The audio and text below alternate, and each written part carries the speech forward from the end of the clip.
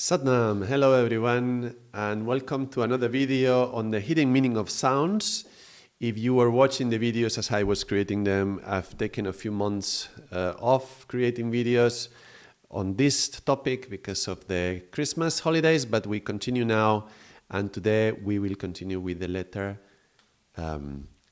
ch. Ch. I'm trying to pronounce it in a way that I can show that there are two sounds actually in the sound ch. Is a T and a sh together, ch, ch. We will explore this sound in detail.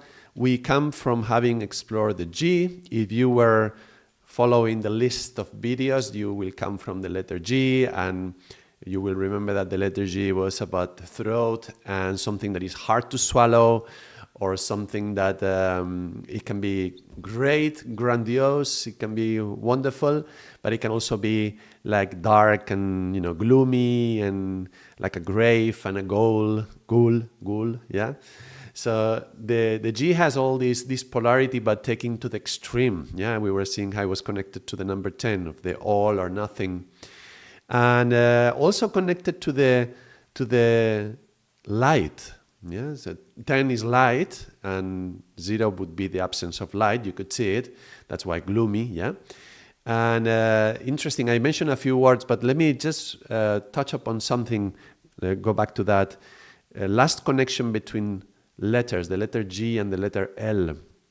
And I mentioned it, but let me just make this little bit of extra addition, yeah. The letter G with the L, it can be looking at something, but because there is light, so you can see, but it's not a direct look. It's more like glancing, yeah? So it's like glance or glare or glazed or glimpse or glint or glower, yeah? While the G with the L, so this is on the side, yeah? And the G on the L, it's also, the light is not direct at you, but it's actually reflected upon a surface. So glaze, glacier, glare, glare, so A-I-R and A-R-E, glass and glacé and glows. So these are two different connections that are two different sets of meanings very connected to the idea of light, which is with words that start with G and the L, one of looking indirectly, the other one, the light is being reflected. I just wanted to point out, these words that I've said, they are already more than half of the words that start with GL and have no prefix or suffix. So that's how amazingly specific are meanings associated with combinations of sounds. And as we go farther along, we will see more combinations of these sounds, and I just wanted to point this out, how specific it is. Over half of the GL sounds, they relate to that. Also, I forgot to do something in the last video. I was just checking it out before I started recording. And I used to write the letters in Sanskrit so that we could see the shape of those sounds. And for the letter G, I didn't write it, but there is kind of like this. Yeah? And there is a little notch here.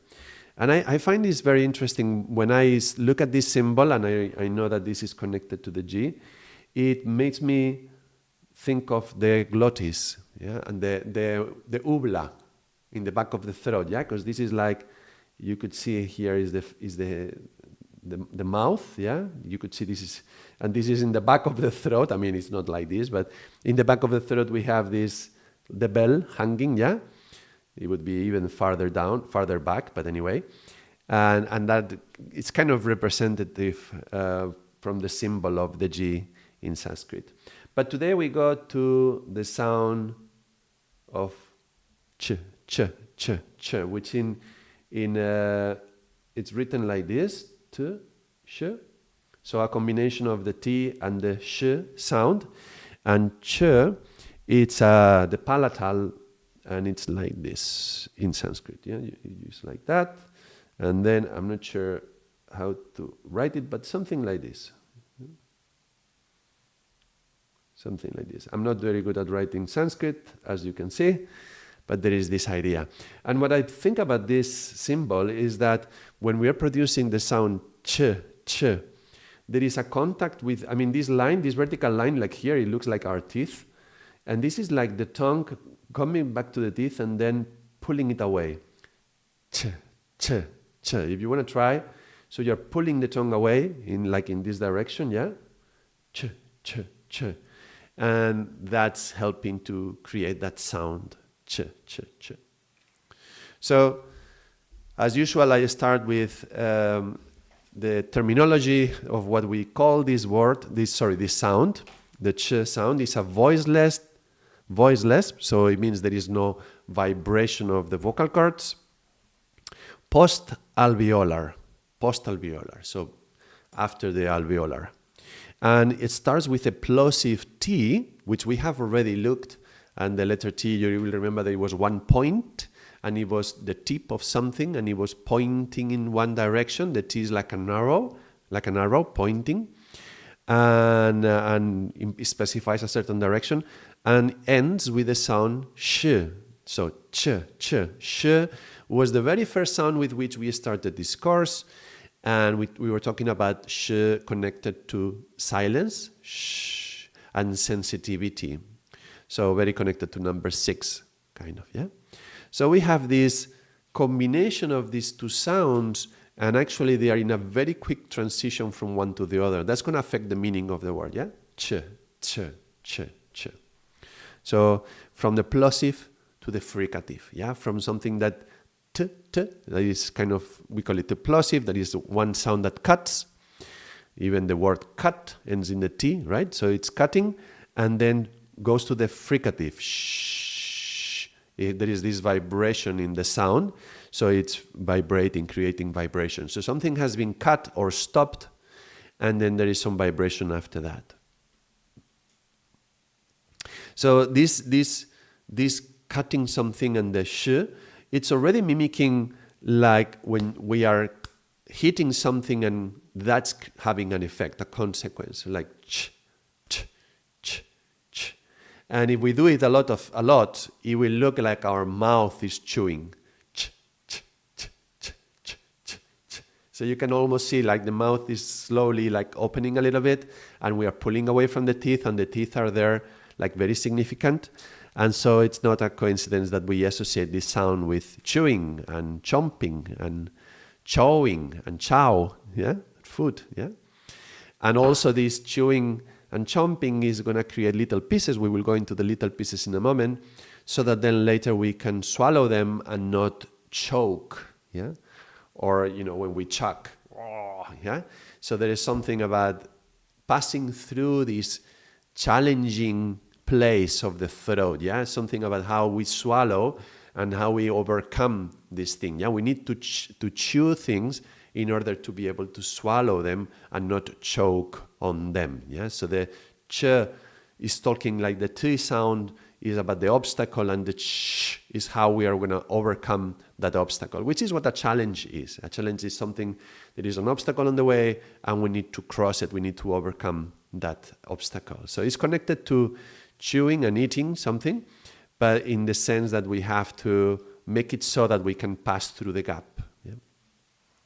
And in order to do that, we have to break the things down. Yeah, we cannot just chew something that is we cannot swallow something immediately. If it's too big, it has to be made into little pieces. And the ch is like the chipping. Yeah, it's chipping away little pieces. When we are striking something, the t sound is a plosive, so there is a strikeness to it, there is a strike, ch, and then something comes out of it, like a little spark. Yeah? So let's talk about cutting away or breaking away, and we will find chip, or chink, or chopping, chop, chop, chop. Yeah? Chiseling, or chunking away, or chomping, choking, chafe, and chock, a chock también as well. Yeah. Okay, so when you are cutting things, you are producing little ones that later you are going to be able to swallow and not choke on them. No? So these little pieces you can find like chink, chuck, chat, chaff, or a chick, yeah, a little chick, yeah. So little small things are chick, chick, yeah, small ones, or chum, or chop, or chit. So these are small pieces that we have produced from this chopping effect that we have with this sound. Yeah.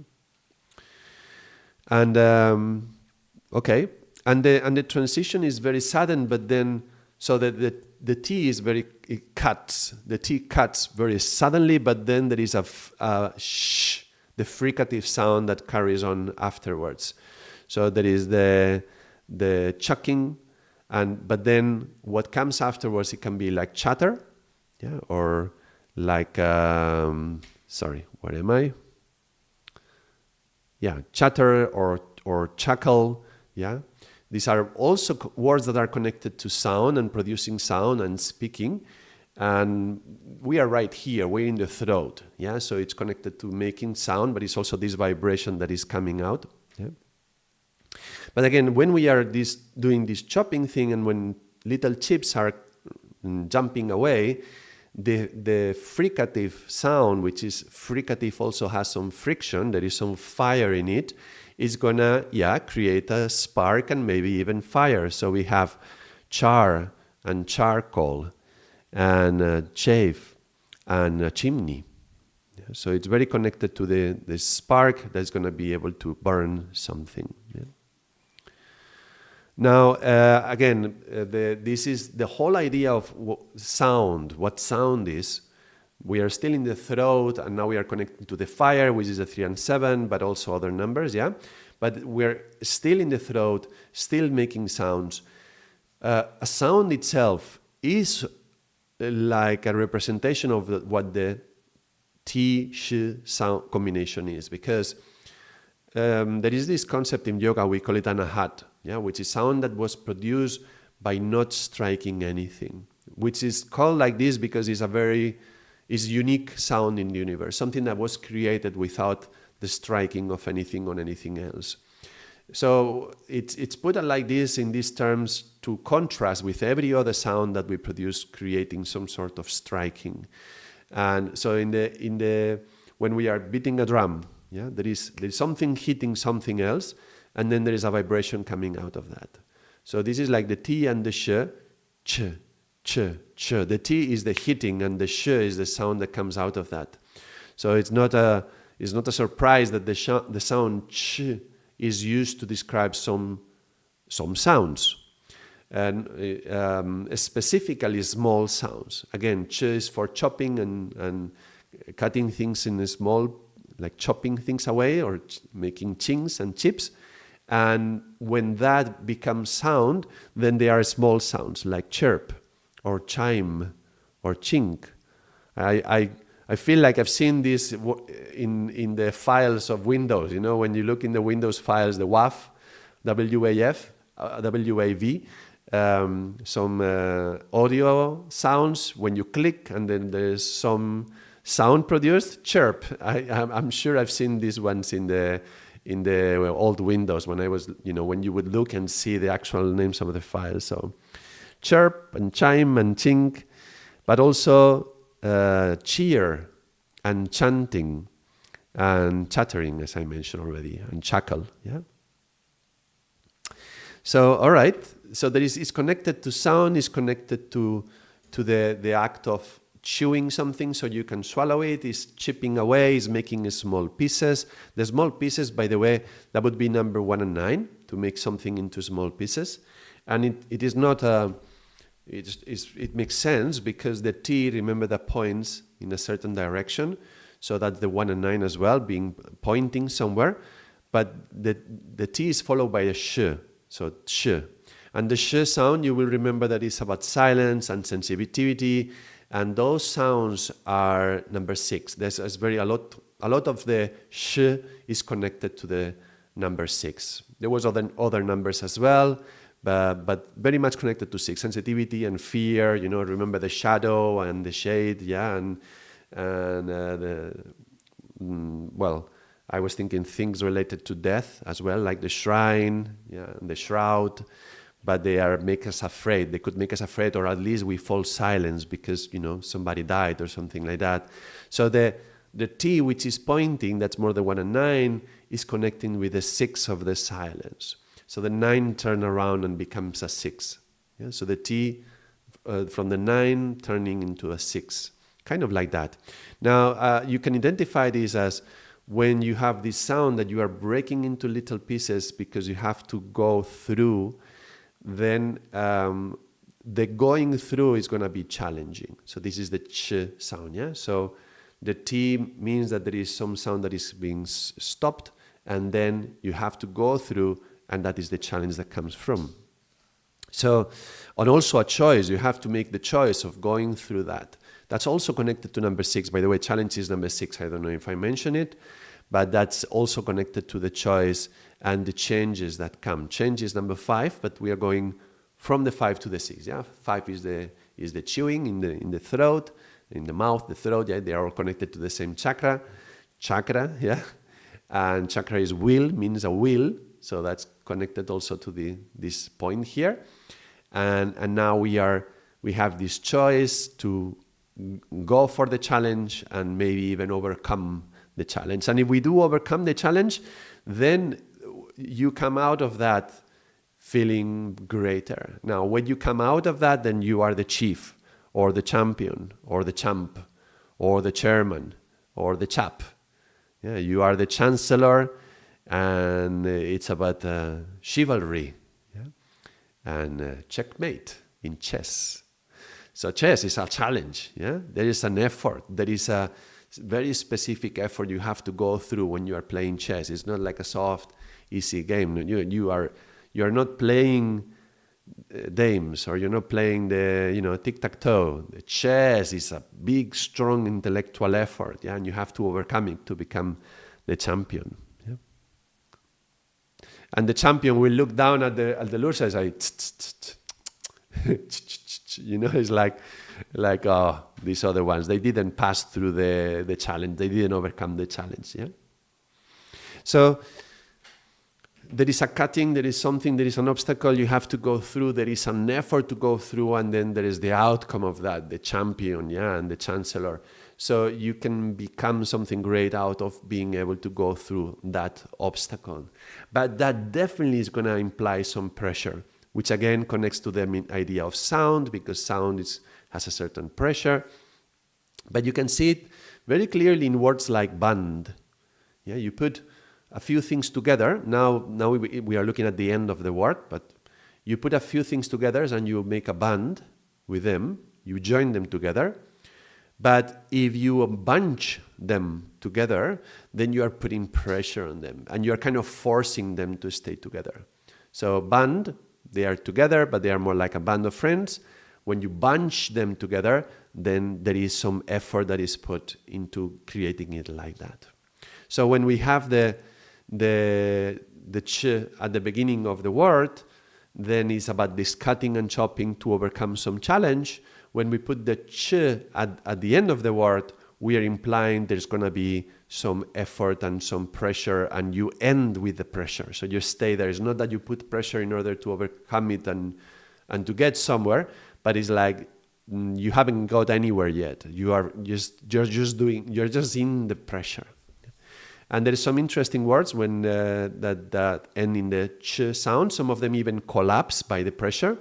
We'll have scrunch and munch, cinch, pinch, bunch. Yeah, bunch, we saw the example with banding and bunch. But you can see also in cinching, yeah, or pinching, yeah, is putting pressure to one point. So the ch sound, you can feel it, the pressure as you are producing it. A nice thing that I like to look at this ch sound in comparison with the j. We will see j in the next video. The j is a sound that has no effort, and it is like jamming, like a jam session in jazz. Yeah, while with the ch sound, you are teaching music, right? You're not just jamming, you are teaching, and the teaching implies an effort. Yeah, jamming, you're just having fun. Teaching, you are like there is in this effort. You can see that in jogging as well, where you're just running along but very softly and enjoying the jogging session, or you are marching, yeah, because you're going to war. There is a march, so there is this effort put into that. So yeah, the ch sound is not a very pleasant, soft, relaxed, but it's actually concentrated. The T is going to concentrate to one point, it's a plosive, and then there is a vibrational effort coming out of that with the ch coming out of that. So if this pressure creates an actual stop, even though it's T sh and not sh T, hold on, what did Ardaas say? Okay, but we are still going into the sound, the ch, but the pressure can be so strong that it can come to a branch stop. Just like when we are cinching and bunching things together, but you can see a large, or a twitch, or a crouch, or flinch, yeah, or a notch, or a snatch, or catch. Yeah? So there's something that is moving, and then you catch it. You're bringing it to a stop, and to do that, it's going to go through some effort. I mean, that thing that you are stopping is going to feel the constriction, yeah, and the pressure put on it to stop. Yeah, so you are catching it, yeah, you are snatching it, and you are dispatching something, or a witch, yeah, a witch, a bewitchment. You can put a spell on it, yeah, and a screech as well. You can go. There is the effort of the screeching as well. So the chi at the end, there is this representative of the pressure. Now, Margaret Magnus, in her book, she mentions how the chi is chewy and choppy, and the texture hangs out, and the chi changes form, but not without a challenge. So the changing is the 5, yeah, and the challenge is the 6. So we're going from the 5 to the 6. And she mentions how the T contributes a direction, and the sh expresses the environment or the impediment that T must go through. So is the shattering of the sh splitting the direction of the T into a choice or a chance. Yeah, so there is a direction, but now there is a pressure and it shatters it, and now there is a choice of different possibilities, or there is the chance that it can go in multiple directions. So that's the T with the sh, yeah, a certain direction, and it splits off. There is some pressure, there is some effort, and if you overcome the challenge, you can be the champion.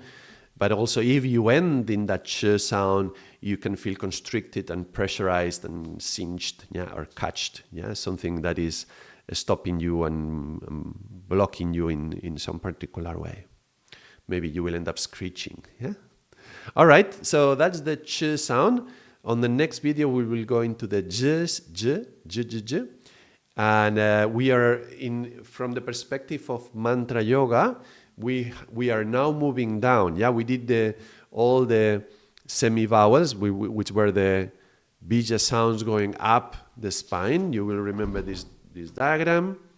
So we did this, lam, vam, ram, yam, ham. So we were going up, and now we're going down with every line of the Sanskrit alphabet, which we have here. This drawing is better. Yeah, so we've done ka, ka, angaga, anga, and we are going now into cha, ja, nya, which you can say is up here. Remember, 4 and 6 are connected, so it's linked to the 4th chakra, it's not a surprise.